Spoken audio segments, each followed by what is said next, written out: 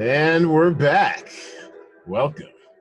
It's the Cinema Draft Podcast. It's your boy, Eduardo Jackson, CEO, founder, creator of the Cinema Draft game, where daily fantasy sports meets the movies. And we welcome back to our little enclave, our Hollywood insiders, the talented actors Alexia Peebles and Kalila Joy. And I can't find my applause button. Damn, we are just bootleg today. There we go. There it is. Whew. As you all can tell, I can't be seen today. We are having some technical difficulties on my end. We might make some attempts to come back, but we might not. So enjoy the lovely screenshot. How y'all ladies doing today? Good. How you doing? I am trying to stay well, healthy. I am sneezing and coughing into the crook of my elbow. I don't know about you all. I'm not sick. I'm not sick. I'm just saying, like, especially in public spaces. Oh, yes. For me, it's allergies. They've been wearing me out for a little while now. Amen. Yeah. So definitely stay safe out there. You, for you HBO lovers, you might recognize Kalila Joy as the flashback mom in the second season of Big Little Lies. Or she might be, yes, you. or as the abuse survivor from Grey's Anatomy in, I think, wasn't that like an Emmy-nominated episode? That was a really good one. It was up for Emmy consideration. Ah, all right, there you go. Or as I like to consider you, KJ, as my Janelle Monáe doppelganger. Have you done any like stunt doubling for her yet? No, but can I just tell you, have you seen the trailer for Antebellum? Yes, and when I first saw it, I immediately thought it was you for a second, like, honestly. I have gotten so many messages, Eduardo, like, girl, is this you? I'm like, clearly. Just get it blown. I know. I mean, you guys are twinning right there, straight up twinning. So welcome back to the pod. We've missed you. Tonight's Andy Cohen inspired Watch What Happens lifestyle drinking game is the word accent. Because every time you hear this word, we encourage you to take a sip of whatever you're sipping on. Because tonight's pod will end up covering one of my favorite accents, the Southern accent. That was actually a really bad one. And they are not a monolith, I know. And you two ladies are daughters of the South, correct? Correct. And where y'all from? Kakalaka. Oh. Northern variety. I was going to say, for people who don't know what that is, would you care to explain? That would be North Carolina. Excellent. North Carolina, and you, Kalila? I was born in Georgia, and we left Georgia when I was about 6 and went to Virginia, so both of them. But you claim Virginia, right? Like that's hometown. That's hometown. Like UVA all day. All right. So let's go into our first segment, which is what we're watching. And first thing, actually, while it's top of mind, I just finished like an hour ago The New Pope. Have y'all seen any of this on HBO? Oh, no. Is that John Malkovich? No, yeah. Wait. John Malkovich and Jude Law. Yeah, man, it is incredible. So The New Pope is the second season, essentially, of The Young Pope, which came out like... Oh, okay. Did y'all see The Young Pope? I saw some of it. I didn't finish, but I did start. It's crazy. I mean, it's very stylistic and nuts and crazy. I mean, like the first season, The Young Pope is, and then The New Pope. So I guess I think the first season ends with. Hold. Is it just me, or does he not look like Gargamel? Yo, that is Gargamel in the flesh. He kind of is a villain. Now that I think about it, his character's name is Voyello, and he's like the chief of staff of the Vatican, and he's just like the sweetest, kindest, most backstabbingest guy you'll ever meet. Goes around manipulating nuns, possibly poisoning popes. I mean, he's just like all in the mix, and he's got like first. That's all. Where's Azrael? That's it. I mean, hiding somewhere in the rafters in the Sistine Chapel. I don't know. But it's just such a crazy show. I enjoy it truly. If you haven't seen it yet, check it out, The Young Pope. So the first season was all Jude Law. He was like a young, new American Pope, was really encouraged fanaticism and stuff. Like, I want fanatics and everything. And at the end of the season, he goes into a coma. And so the new Pope starts off with him still in a coma. They need to fill like the Pope position. So they go to this dude. John Malkovich, who plays an English gentleman who calls himself a fragile piece of porcelain. Oh, And he's such a dandy, and he's just so affected. It's just wild, and he becomes the Pope. And this lady right here, she just has this fascination with him, into kind of helping him on his little Pope agenda. And of course, halfway through the season, Jude Law wakes up, so now you got two popes. So wait, Jude Law is playing American and Malkovich is playing British? Yes, ma'am, you heard that correct. And they both carry off the accents very well. Drink. They both, yep, they both carry off the accents extremely well. Oh, 2 cents? Really? I'm trying to get y'all drunk tonight. In this episode, I think it's like Sharon Stone met with the Pope to begin with. She's like, is kind of a weird scene because this Pope is obsessed with celebrity, the Malkovich Pope. He often refers to Meghan Markle as as Meghan and her being needy and needing fashion advice. take it easy. Have you seen Megan's fashions? I know. Yeah, she's on point. Yeah, so that's one thing I'm watching. I thought I'd lead off with that. Another thing I'm watching is Queen Sono. Now I know y'all must have heard of that one, right? Of course. I've seen a few episodes of that. I have not seen it, but I've heard of it. Yes. All right, Lex. So what do you think about Queen Sono so far? Because I'm almost done. I'm in like the back half of episode 6. Oh, I think it's a very, I love the concept of it. I love a lot of what they're doing. Some of it feels a little performance-y. Stagey, yeah. Yeah, I'm like, that didn't come off realistic at all. Are you talking about the fight at the end of episode 3? He's very specific. Was that in the restaurant? Oh, yeah. Man. And that very caricature-y villain that the Russian chick is playing. Yeah. Like, it's so. But I still appreciate what they're doing though, and I'm gonna finish it. I appreciate this dress. That slit in this dress. Absolutely, that entrance was grand. Thank you. And Pearl Tusi, lest I need more crushes, present company included. But man, she's shooting at the top of the list. I mean, speaks all these different languages, that accent, hair. And the flipping back and forth between accents and English. I mean, other languages than English. I said this word like 3 times. Oh, shoot. Sorry.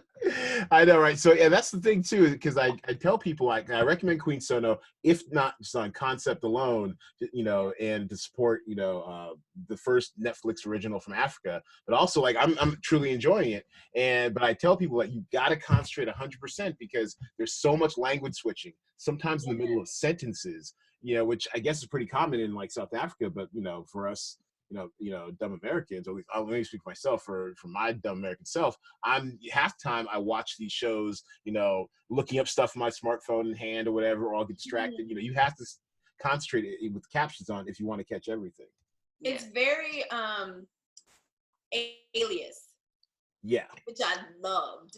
So, and I think actually Pearl Tusi, who plays Queen Sono, the titular Queen Sono, I think she was on. Oh no, it wasn't Alias. It was Quantico. She was on like. Yeah. It's like Alias with a very, very heavy political hand.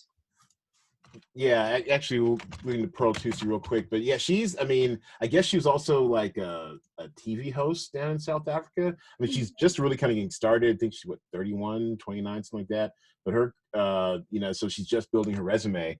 But Queen Sono, I think, is definitely the biggest thing she's starred in as the lead. But yeah, she was on Quantico. Looks like. I think this will definitely do a lot for her career. Like, who knows what she'll do after this? 100%. Oh, apparently, I guess they're doing like a sequel to Bulletproof. That can't be good. What is Bulletproof? What is Bulletproof? The one with Tupac and Tim Roth. They played like drug. Yeah, you don't remember Bulletproof? No, I mean, but that had to be a long time ago. It was. Yeah, it was 96. I'm sorry. Wait a minute. Wait. You caught me. It was not. Damn. What was the one with Tim Roth and Gridlocked? That's what it was. Yeah, I know what you're talking about. Stop laughing at me, KJ. I see you. It's not Tupac. And Adam Sandler is Sandler and David Wayans. It still can't be good because I mean. the first one was well, actually, the first one was actually pretty decent. I remember seeing the theater and having a good time. But I mean, to wait this long to make a sequel, I don't know what they're doing. That is a long time. Yeah. All right, Boober. All right, so you know what? Welcome to our first cultural cul-de-sac. We are definitely back, going into little sideways and neighborhoods of cultural irrelevance. And the last thing I'm watching is the Invisible Man. I saw that I think a couple weekends ago when it came out. Have y'all seen the Invisible Man? The movie? Yes, the new one. I'm not good with scary. I admit that I'm a chicken, and I do not watch scary movies. As am I, but have you seen Get Out? Yeah, but that wasn't scary. Then you can watch The Invisible Man. See, this also is, I believe it's from Blumhouse, same production company behind Get Out. He's just going crazy. Is that it? Well, it's more social thriller. I think that's the genre they're kind of semi rebranding it. But it's true though, because it's definitely nerve wracking and intense, just like Get Out. But it's not so much like horror, you know. It's not like it's not like violence porn like Saw or something. Stormy. Mm-hmm. Yeah, it's really well cast. Done on a budget. The script, yeah, it's all right, but the invisible effects are incredible, and there's so many wide shots that you're always just like freaking out, like, is this guy here or isn't he? Even the billboards though, Eduardo, had me a little uncomfortable. Like the billboards literally says he's in your back seat, and I'm like, what the fuck? Like, I don't need that. I don't need that level of attention. Sorry, that was funny. No, well, it's everything you think, and then also a little bit more. I mean, there's not a huge twist, but a really unexpected event, like right in the middle. You're like, oh, like or truly like, you know, what the fuck moment, and it really is a tour de force for Elizabeth Moss. If you like Elizabeth Moss, you need to see this movie because she plays all the colors in the crayon box. Like, really. Yeah, I believe that she's great at it. Yeah, I mean, look at me. She goes. She's really good. I really like it for as an Elizabeth Moss delivery system. And honestly, it's set up for a sequel. And I won't give it away, but you know, I mean, it's definitely set up for a sequel, and I'm ready to see more of it. I'm here for it.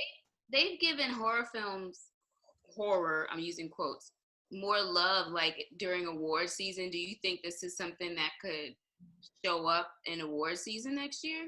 Oh man, yeah, it's funny because first of all, excellent question. Let's get you your own podcast, hopefully on the Cinema Draft Podcast Network. Secondly, I did think about it for an award. I was a little concerned because it's so early, but it's kind of in the Get Out slot from the same people who successfully promoted Get Out into some awards love anyway. So it's possible. I mean, it's a really strong performance. It kind of honestly, and I mean, every year when you have a strong performance early on, it depends on what comes out, you know, later on, especially like the back third of the year. But yeah, so far this is the first one on the board. Fair Yeah. enough. What about you, Lex? You think you might go see this without your scaredy cat roommate? Don't typically do horror. Yeah, I'm kind of a scaredy cat too, but I did see Dr. Sleep. It was not frightening. Now that was a sequel to something, wasn't it? Or yeah, the sequel to The Shining, which I never saw. Oh no. I've never seen The Shining either. I'm good. Me and KJ, we'll meet you after the theater. But I thoroughly enjoyed Dr. Sleep, and yeah, some of the I could really appreciate Ewan in that movie. Ewan. Speaking of Ewan, did y'all see Birds of Prey or I'm sorry, now it's Harley Quinn Birds of Prey? Oh, no, I haven't. No. Interesting. He was all over the place in that one, but he was clearly having fun. So I'm very much team enjoy things. # team enjoy things. So is he like a villain in that? Yeah. He's the villain. He's like a bit of a sweet talking misogynist. I mean, he's just like all over the place, and he's always having a good time. He's always like laughing as he's like shooting people. It's one of those type of performances. But so all right, so we heard what I'm watching. What else are y'all watching? So Dr. Sleep is one. What else are you guys watching? I am watching Married at First Sight. Married at First Sight. Okay, so the competitor to Love Is Blind. Because I'm definitely watching Love Is Blind. I have not seen that. Everyone and their mom is talking about it, but I haven't seen it. You gotta see it. I think we talked about it last episode, last pod. But yeah, I'm a Love Is Blind junkie. That and The Circle. Like Netflix, the algorithm has my number. Tell us about Married at First Sight, Lex. Well, basically, people are willing to turn over their love life to a panel of experts who will match you with your perfect person. And you meet that person at the altar and marry them. Really? Yes. You don't know anything about them. Literally, no thing until you get to the altar and the minister, the priest, the rabbi, whatever says, I want you to meet Eduardo. I want you to meet Kalila. And there it goes. Is there a financial component involved in this? I'm sure there is, but it's not discussed. Because who agrees? I mean, what kind of person agrees to this? What type of couples are we dealing with? Proclaim that they're just unlucky in love. Oh, this dude. He's the worst. What's wrong with him? What's his name? I want to throat punch that dude so bad. He was 2 seasons ago, but I could. Please don't ever let me see There's more than one season? We're on season 10, homeboy. Eduardo, you're so incredulous. If you could only see my face, and I wish we could get this camera working because you can see my face. I'm like, there's more than one. Like Josh. We're on season 10.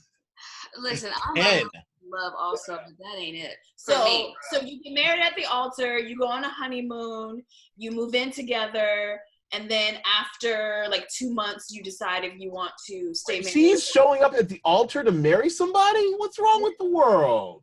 She's cute. People have been unlucky in love. Man. Look, I've had my ups and downs, and I'm going on year 6 of my relationship sabbatical, but I'm not showing up on some show. My goodness. Well, there are thousands of people who audition for this every season. This guy looks like Marcus Morris. It's one of the Morris twins. They're still together. Wow. You know, actually, I shouldn't even say. They are not together because trash. All right, so I was gonna call it Love Is Blind. Sorry, Married at First Sight. All right, what are you watching, KJ? I'm watching 911 Lone Star. So I watched the first season of the first season half of 911. How is 911 Lone Star?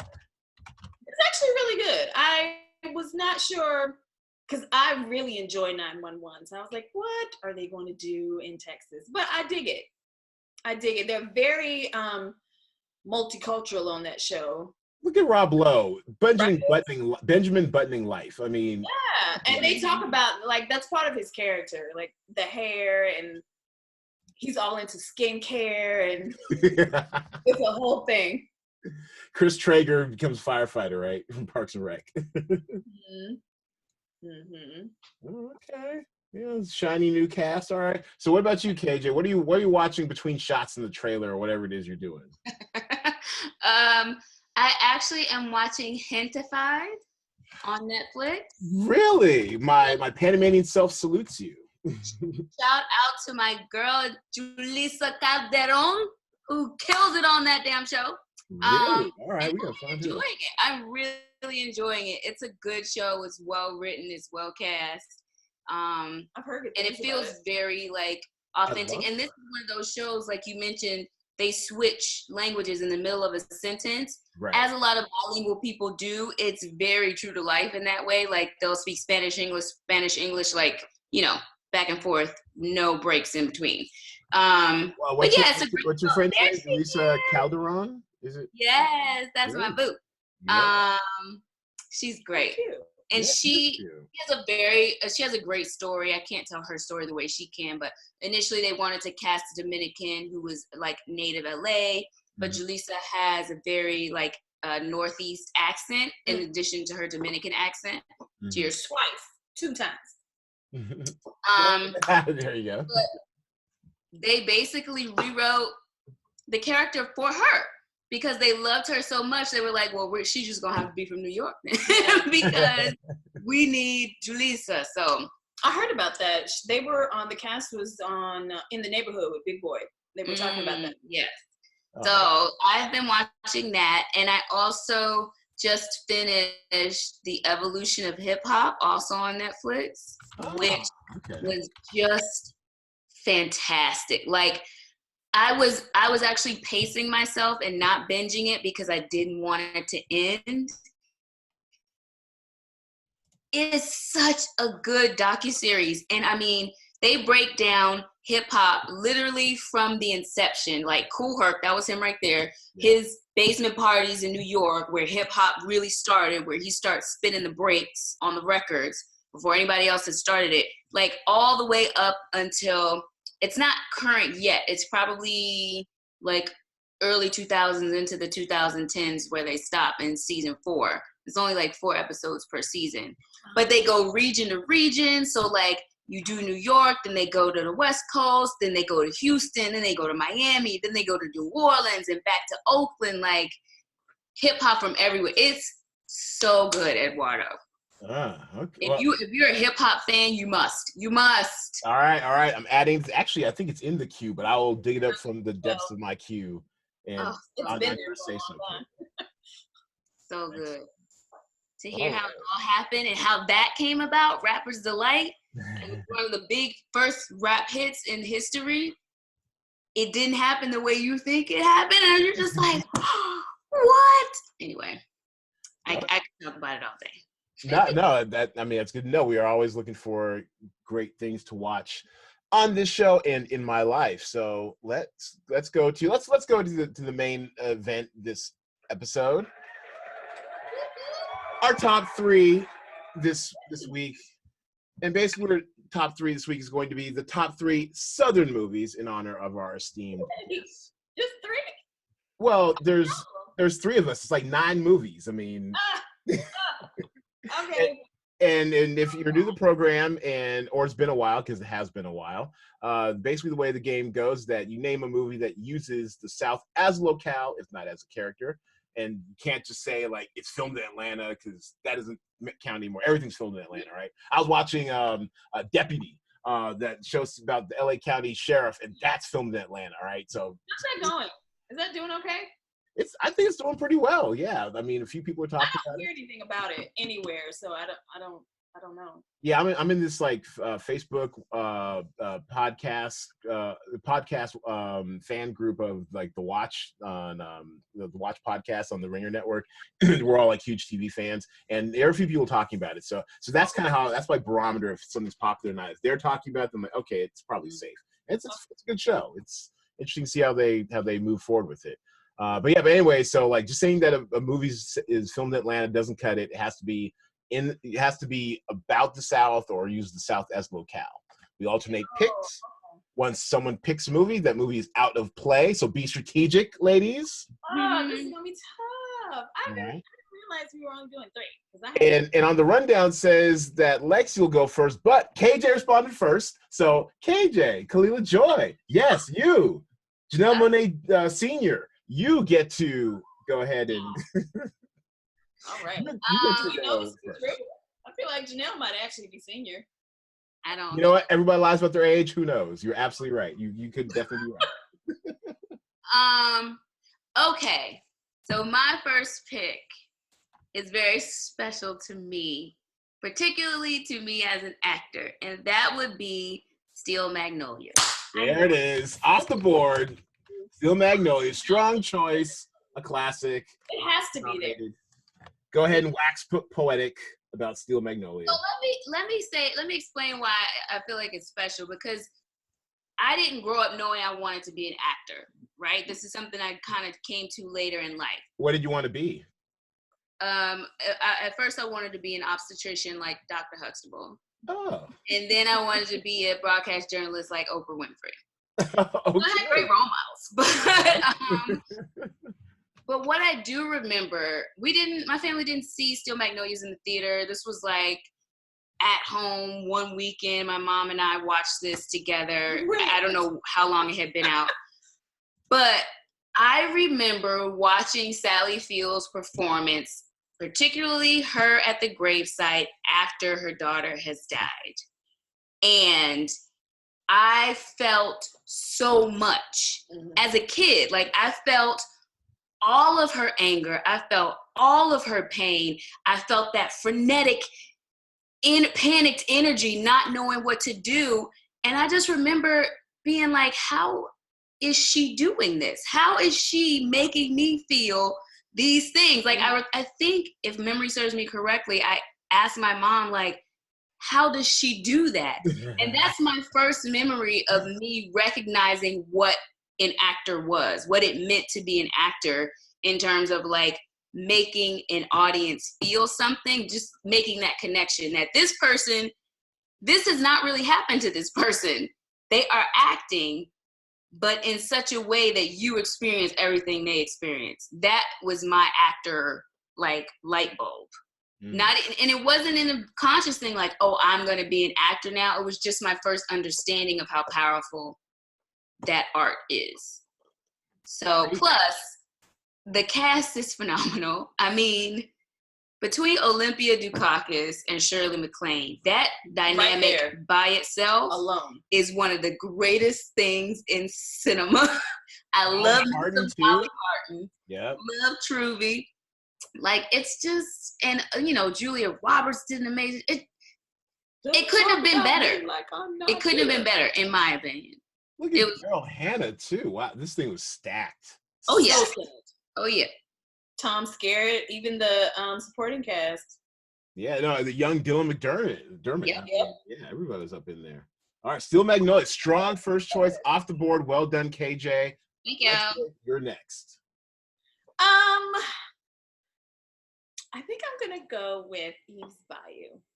Oh, that was. That was one of mine.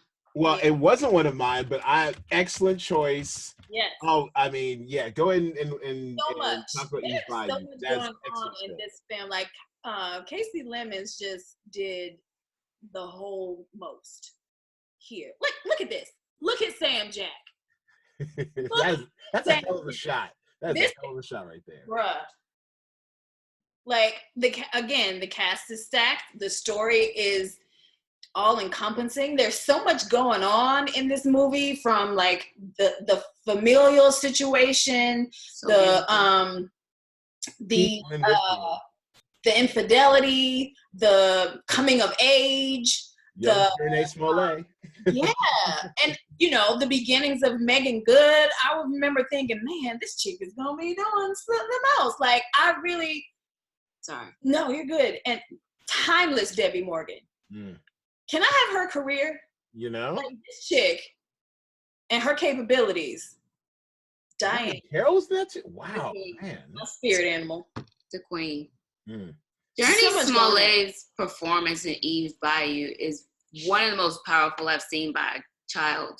Like, it was so nuanced and so authentic and honest, and like, I remember seeing it in the theater and just knowing, like, she's gonna be a star, like, straight up. Yeah, I thought both of those kids, she and Megan both. I thought, man, absolutely, these kids are gonna be doing things. Yeah. And that is my favorite accent, by the way. Oh, Louisiana accent. New Orleans, particularly a Cajun accent. That is my favorite. I love it. Oh, excellent choice. Yes. Excellent choice. And just from a matter of strategy, my first pick will be, just take this off the board because I know it's coming. It's got to be on y'all's list. Well, actually, you know what? Maybe it is. I don't know. Depends on, your mileage may vary with this actress, but I'm taking Sweet Home Alabama because you want to talk about using a place as a character. Yeah, really, Eduardo? That was not on my list. Yeah, I'm not mad at it. The thought crossed my mind, but yeah. I mean, look, I think Reese Witherspoon still is in her peak, honestly. But this is like maybe the beginning of her of the bankable. Actually, well, maybe not the beginning. It's kind of like the early middle of the beginning of her as like just truly bankable star. I mean, it's kind of a, you know, I would say it's a bit of an unremarkable rom-com on the face of it, but the performances, the accents, you brought a baby to a bar. That was excellent. She's so charismatic. She's so kind of snooty and stuff. And then, you know, you see her layers get worn down the longer she's home back in Alabama. Patrick Dempsey's charming as hell. And the revelation to me in this one was Josh Lucas. That's the name, right? Josh Lucas.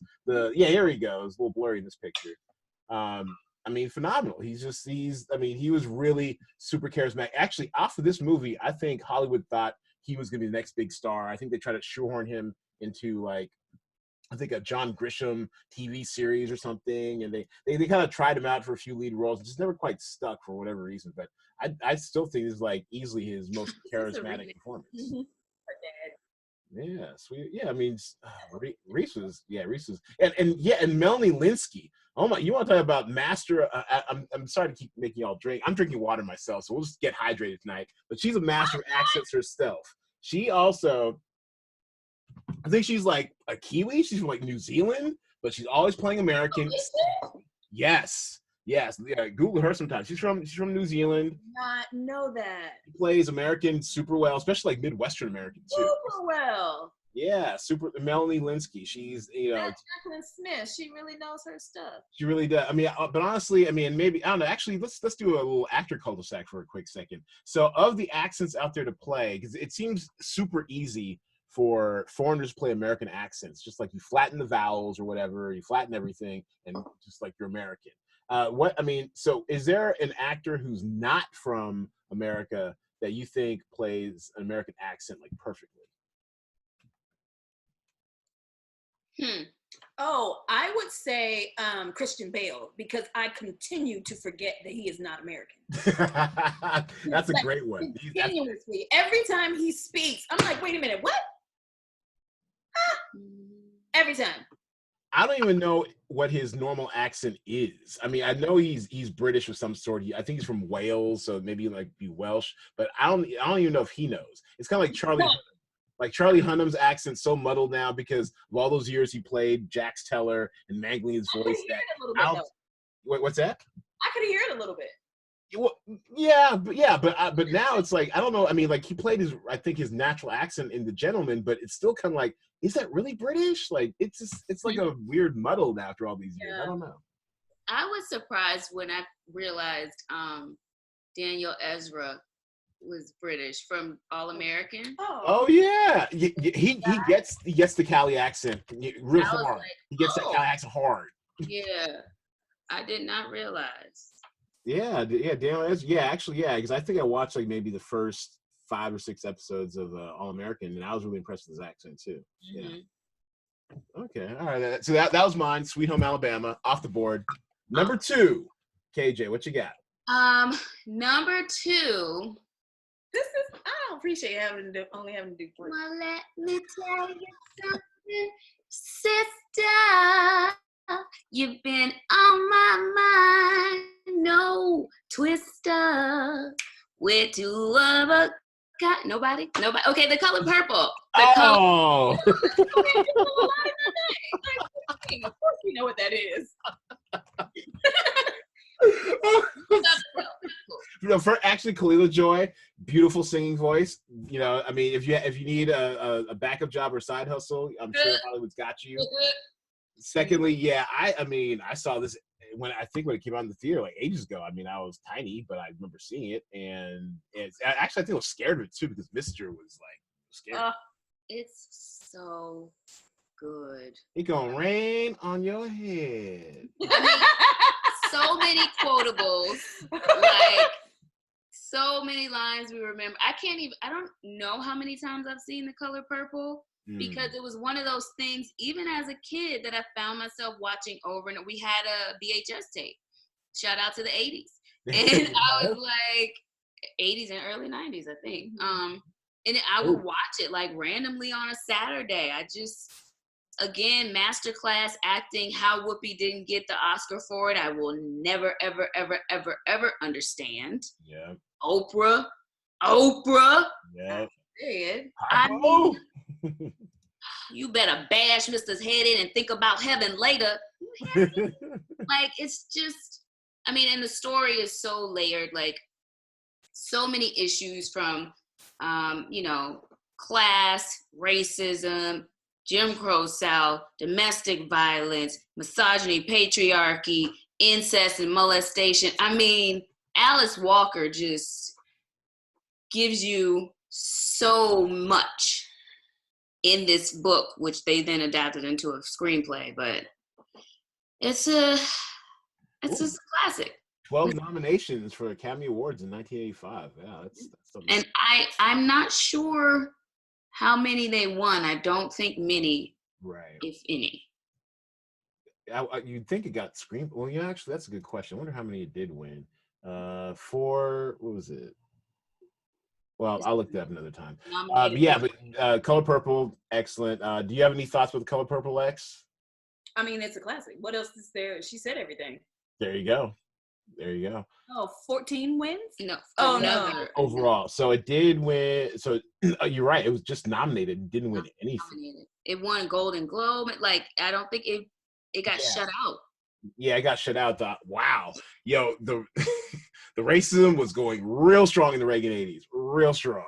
I mean, Oscar's so white. No. What one is the question? Like, what beat The Color Purple in every 85 or 86? That's a good question. What did Kiss this? Okay. Best actor, leading role, winner. Who won Best Wait, Actress? go back. Supporting was Angela Houston, Pritzi's Honor. Go back up. That's it. Geraldine Payne. Oh, The Trip to Bountiful. I don't know what that is. I haven't seen that either. I remember seeing Agnes of God. I remember seeing that. And Out of Africa, like I know Meryl Streep got a lot of heat off that one, but I mean, I've only seen The Trip to Bountiful with Cicely in it. Oh, she's in that? Okay. You know, there's a remake a few years ago. Well, Out of Africa won a lot. You know, actually, I think Out of Africa is what won Best Picture now I think about it. Because I remember like seeing, Out of Africa, Sidney Pollack. That's what it was. Out of Africa, of the nominees, Witness, that Harrison Ford movie with him at the Amish. That was kind of a cool movie. Kiss the Spider Woman. I was too young to really kind of understand that movie. And Pritzi's Honor, along with Color Purple, were nominees. Out of Africa, the winner. Okay. Strange times. All right, Lex, what's your number 2? Oh, jeez Louise.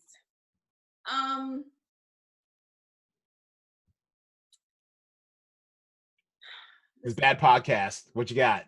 I'm going to choose Shag. Shag's great. Shag. You know, I think I'm not familiar. Baby Kate's, homie. Annabeth Gish, homie. I don't know why she's selling. All right, well, she's excited. So share your excitement, Alexia. Tell us why you like Shag. Well, part of it was shot in North Carolina. Ah. Well, it's based in North Carolina anyway. Bridget Fonda. Oh, my goodness. And there was a dance element to it, which so pretty sells me automatically. And I just really loved this movie as a child.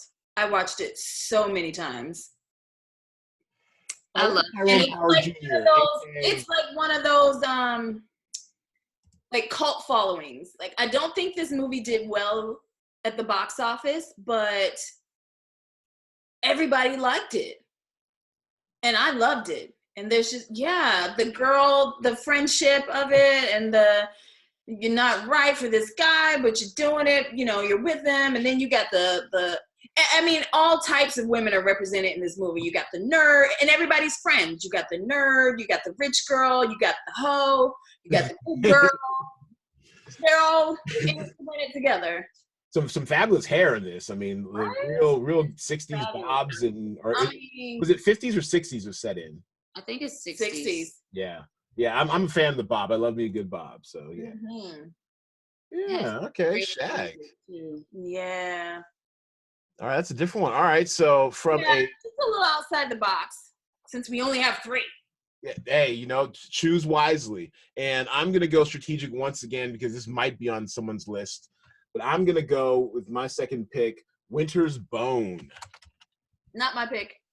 Oh, okay. That's the one that gave us Jennifer Lawrence. What a revelation. Oh, I hear so much about her performance in this movie, but I've never seen it. I read the book. I didn't see the film. Oh, you read the book? Oh, how's the book? It was good. It was so long ago, I barely remember it, but it was good. Yeah, no, it was. I mean, it was so atmospheric. I mean, actually, who? Everyone forgets the director. The director, I think, is Deborah Granick. Yeah, Deborah Granick, who's also done some interesting films since then. I think she did this one. I want to say she did this one I saw last year. Yep, Leave No Trace. That was really well acclaimed, but got no traction at the awards or at the box office. But I remember going to see Leave No Trace. And that's the one with another Brit stealing our accent, Thomasin McKenzie. This is she's on. Yeah, that's her right there. Oh yes. I mean, flawless, seamless. You know, it's basically these. Ben Foster plays her dad. They live off the grid in Oregon, and they go into the town once, I think, to get supplies or something, and they get caught up in the system. So they're forced into like living on the grid and stuff. And so, which I mean, and these days, I mean, this is like doomsday preppers, Christmas, with the coronavirus going on right now. People get off the grid and stuff. But it was very interesting about, I mean, the father-son relationship, even when they lived out in the woods and stuff, and then the transition into civilization. That's actually not the movie we're talking about. We're actually supposed to be talking about Cultural Cul-de-sac once again. But Deborah Gragg's a great director. This is one of her early signature films, Winter's Bone. It gave us Jennifer Lawrence. It's the one that got her on all the indie awards, got her out of I think sitcom jail. I think she was on the Bill Engvall show at that time, which nobody I knew watched. It's like on TV. What is this movie about? So they live in like Appalachia. I want to say Kentucky, and I actually remember it more as like a mood than the actual story, because I want to say something like the parents leave and she plays like a teenager trying to have to fend for her family, and another great character actor here. Oh, I always lose track of her name. She was in Ozark. She was the matriarch of the not really much of a matriarch. It's like her and the have you guys seen Ozark on Netflix? Just season 1, just a couple episodes. Oh yeah, she was the wife in season 1 of the guy who had all the drugs in his field, right? The backwoods gangster guy. Mm-hmm.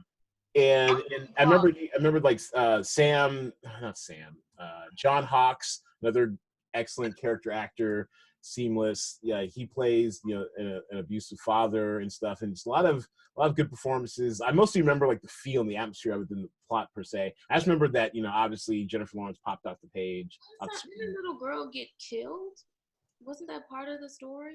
I think so. I remember falling in love with the accents, just the fierce performance. Like I remember watching that, I'm like, yeah, I get it now. Thank you, ladies drinking. For those listening at home, they're having a sip while they're sipping. So Winter's Bone off the board. That's my number 2. Got it. And your final pick, Kalila Joy, what you got? Okay. And you actually gave me this idea because it was Eve's Bayou. So you brought up Reese Witherspoon, which takes me to one of my fave childhood movies, Man in the Moon. Man in the Moon. Never seen it. When she was a little girl. That was her first movie, wasn't it? And no, that ain't it. That was 2013, right? No, it's before that. Are you sure it's Man in the Moon or? Well, I thought that's what it was called. Hold on, let me Google. Well, let's just go to Reese and look up her. Yeah, maybe it's because I know there was like a moon picture that I thought was in the Catskills or something. The Man in the Moon. The Man in the Moon. Okay. Where'd it go? Sean Master Math, Lucy in the Sky. Truth be told, that's producer, actress. Here we go. The Man in the Moon. Mm-hmm. Oh yeah, this is her first thing. Yep. Huh. Oh, okay. I barely remember this. Very Southern, coming of age. Oh, look at her! But have her first kiss. She was so young, and she fell in love with a boy named Court, and they had this very kind of sweet little romance until Court saw her sister. Oh no! Oh, damn. And then it was over for her. Who played her sister? I don't remember. Emily Warfield? Is that her? Yeah, that's her. Yeah. And then you know but the little sister Reese had the better career, revenge, karma. The story takes a tragic turn too, and it's a great movie. I remember being like probably her age, watching it and being like, I want to fall in love. Like, great. And look at that! Look at the steely determination of young Reese. Oh yeah, power her through the rest of her career. She was a firecracker in that movie. Like it wasn't just like little Shirley Temple sweet cuteness. No, she was badass back then. Yep, yeah, she knew her lane early. I like it. All right, The Man in the Moon, 1991, young Reese. All right, Lex, what you got? Okay. I'm going to pick School Days. Oh, School in the South. I can dig it. Filmed on the Morehouse and Clark Atlanta campuses. The House. Got to shout out my alma mater. All right, go ahead. I feel like this is self-explanatory. I don't feel like I need to say a whole bunch about why I chose this movie. Wake up! Yeah, I mean, listen, from everything that we got in this movie to all the careers that were kicked off to the songs and all the quotables, like everybody. I mean, I've loved Lawrence Fishburne for many, many years. Giancarlo. Yeah, also another Morehouse alum, I might add. Yes. Yeah. So is Sam. Yeah. And like the fact that this movie came out like right as what year was this? Like 88. Like right as pledging was going underground. Like the preservation of this, of that in that way. The relations, and then all the stuff that you found out after the fact about the making of this movie. And for example, the way that the wannabes and the jigaboos were treated in real life in the making of the movie, just there's so much brilliance in history and legacy that this movie represents. I love it. Oh yeah, it's a great movie. It's a lot of fun. Essentially, pretty much, a musical. Like I always feel like it's at least a half musical. Right. For sure. And I'm sure it probably turned an entire generation on to like fraternities and sororities and stuff. At least black college fraternities and sororities and stuff. Are either you two in a sorority? What? Have we met, sir? Oh, we have, but the audience has not. Oh, okay. We're both in the same sorority, the Alpha Kappa Alpha sorority Incorporated. And there's like a ski and a wee, but I'm not allowed to do it. So yes, correct. Absolutely, yes. Is that? And let me see if I got to it. That is 1908. All day. Yes. I had two choices. I knew one was like your mortal enemy. The other one wasn't. It was like 13 or 08. Good choice. Yeah. Good choice. There we go. I mean, I feel like, if you know two dates, then you already know which one belongs to us because we came first. There. So do the math. Spoken like true Alpha Kappa Alphas. Yeah. Ski. All right. So my last one. I can't help myself. The last one. For those listening at home, they are shaking their head disapprovingly at your boy. All right. So my last one, and I'm glad it survived, is Mud. Matthew McConaughey, Ty Sheridan. Again, I've not seen that. Yeah, it's kind of like it's kind of got a cross like Tom Sawyer and outlaw flick. This was the first movie that exposed me to Ty Sheridan, who really I think he has like a. I think that was his first movie. I think so. Yeah, I think so. Like I think he was local talent. And Reese Witherspoon, acting. I did not know that. Yes, check it out. It probably should be on Netflix by now. And Reese has cleaned up in our little competition here. And this is also I think this is in the beginning stages of the reconnaissance. This is in 2012. So this is like hot on the heels of Magic Mike. You gotta tease him and tease him. That Magic Mike. And that's when and I think Dallas Buyers Club was soon after that. So he's like really starting the reconnaissance in Mud. And it was a small indie flick shot for, a bucket of extra crispy at KFC down the south, and it was just really another one of those atmospheric, great accents, great cinematography, a lot of young. Here's Ty Sheridan. I think he's an X-Men now. Is he? Yeah, he played. I want to say he played like the young Cyclops. Yeah, young Cyclops. In like when they go back in time, I think. But yeah, and Reese, Reese is just excellent. I mean, kudos to her and the morning show, which I watched and enjoyed. I did too. Damn the haters. I thought it was actually a good, fun show. Yeah, it was a little interesting, at times, but it was still a good show to me. Yeah, and McConaughey, I don't know if McConaughey is capable of learning a different accent. Obviously, he doesn't need to at this stage of his career. I'm sure he's offer only.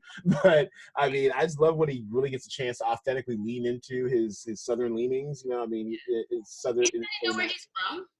Well, he's from Texas. He's definitely a Texas boy. Okay. Big supporter of University of UT Austin, like the University of Texas sports, Longhorns like that. So.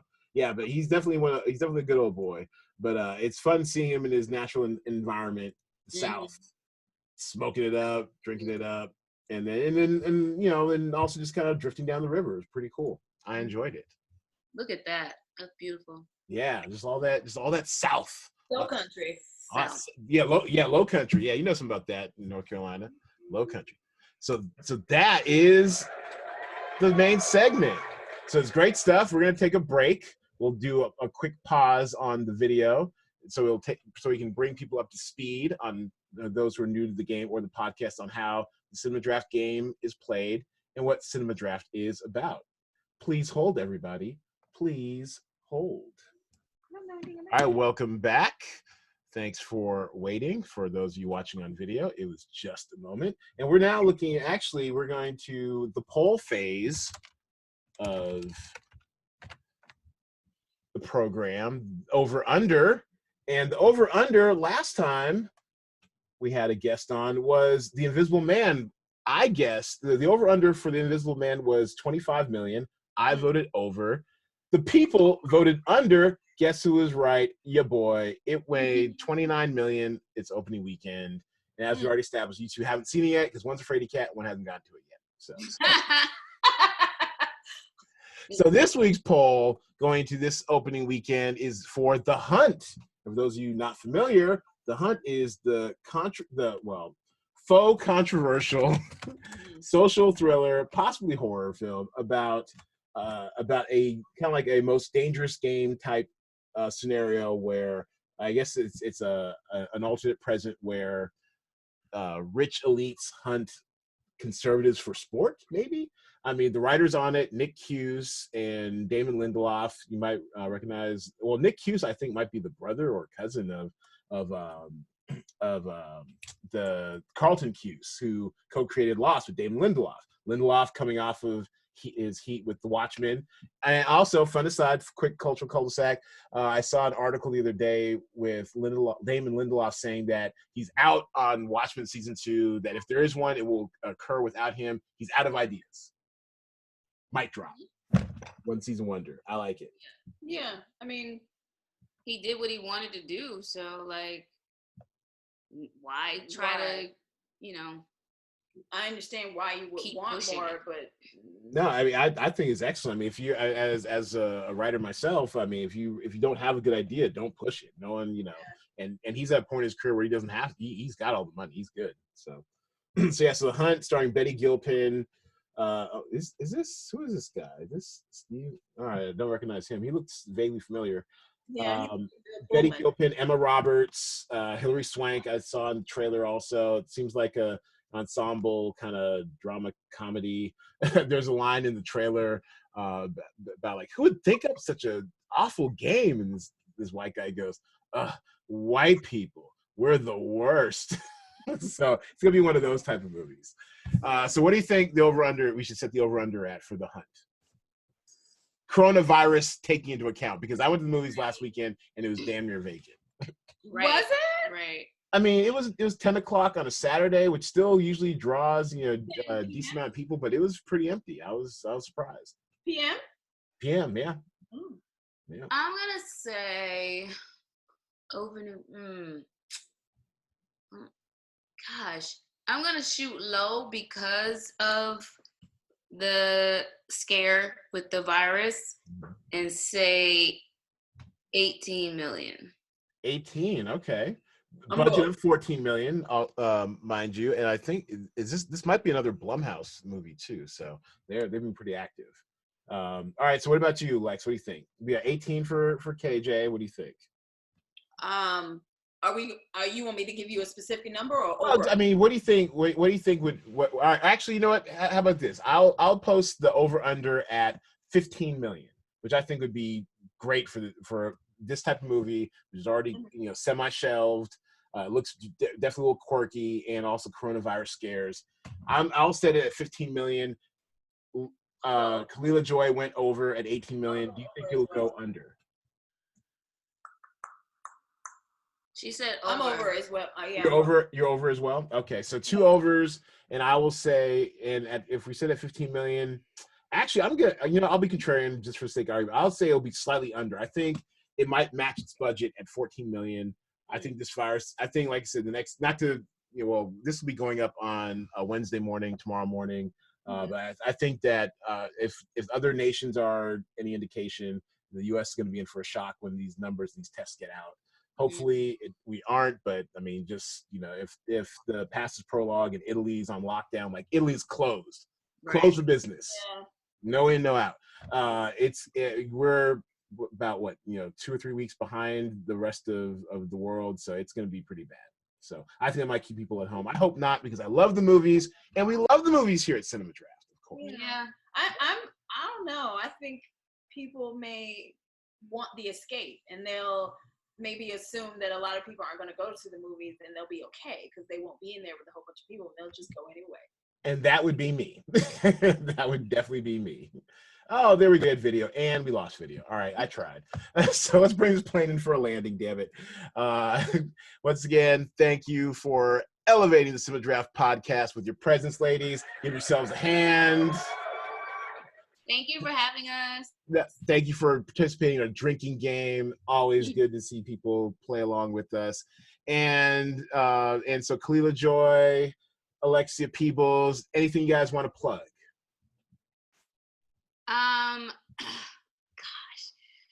Yes, but I can't.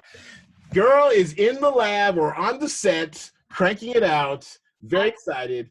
Hey, what's coming next? Because it hasn't been announced. But I'm excited for my next project. In the meantime, you can go watch Sorry for Your Loss on Facebook Watch, or Baking Christmas on OWN, or wait, hold on a second. What was that? Faking Christmas? Baking. It's a Christmas movie I did for OWN last Christmas. And our family. Keep getting them checks, girl. Keep getting them checks. There I am. Oh, look at you. Oh, there you are. You do look very OWN Lifetime. It's so cute. Holiday time, yes. Okay, all right. We'll check you out. All right, so that's where you can find Kalila Joy and what she's up to. What about you, Alexia? What do you have to plug, if anything? Maybe I'll tell you the next time I'm doing some stand-up. Maybe. Oh, look at you. Okay, all right. Well, next time in LA, hopefully you'll have a set so I can check it out. You know what I'm saying? This is very exciting. I feel, well, yeah, I'm not gonna.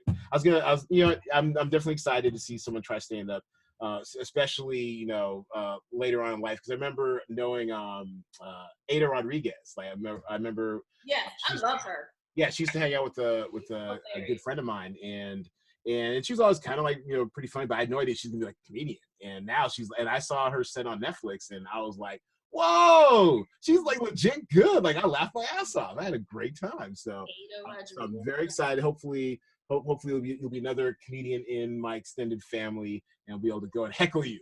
Of course you would.